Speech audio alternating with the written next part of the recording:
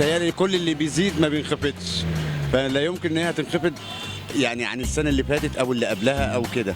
فانا مش متفائل بانخفاض الاسعار. فالواحد مش عارف بصراحة يعمل ايه، يلحق على المدارس ولا على الأكل ولا على الشرب ولا على المواصلات، كل ده كله الواحد بصراحة مش ملاحق زي ما يكون بيسارع.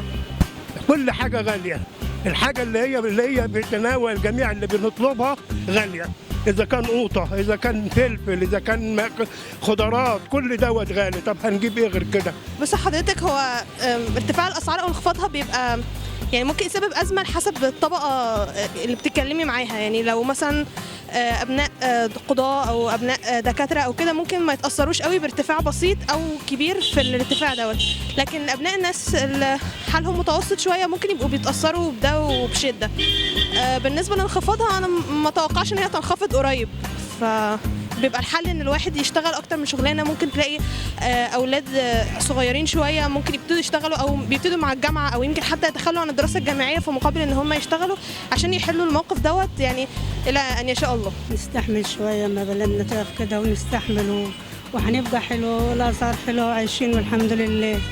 طبعا الاسعار كلنا حاسين انها الايام اللي فاتت كانت عاليه جدا وكانت فوق احتمال الطبقات الكادحه والطبقات حتى الطبقه المتوسطه كانت بتشكو من ارتفاع الاسعار وخصوصا المواد الضروريه والغذائيه.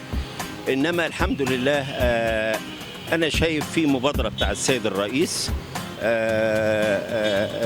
المبادره دي فعلا انا بشوف اعلانات النهارده في الصحف وفي بعض القنوات انهم بداوا يعملوا تخفيض للاسعار، وفعلا الانذار والتوجيه بتاع الرئيس يعني ادى او عمل مفعول كويس جدا وبدات الاسعار فعلا تنزل.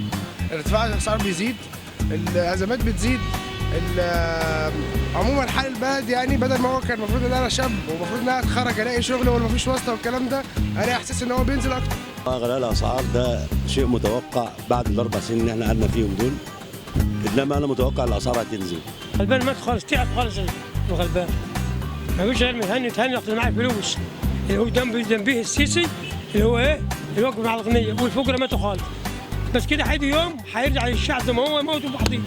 هي الفترة اللي فاتت دي في حاجات ارتفعت أسعارها جامد وفي حاجات نص نص يعني، لكن أنا متوقعة إن الأيام اللي جاية إن شاء الله هتبقى كويسة، وحاسة إن في حاجة بتحصل في البلد يعني، فإن شاء الله بإذن الله ممكن يبقى في انخفاض في الأسعار حتى لو طفيف يعني يبسط الشعب المصري شوية.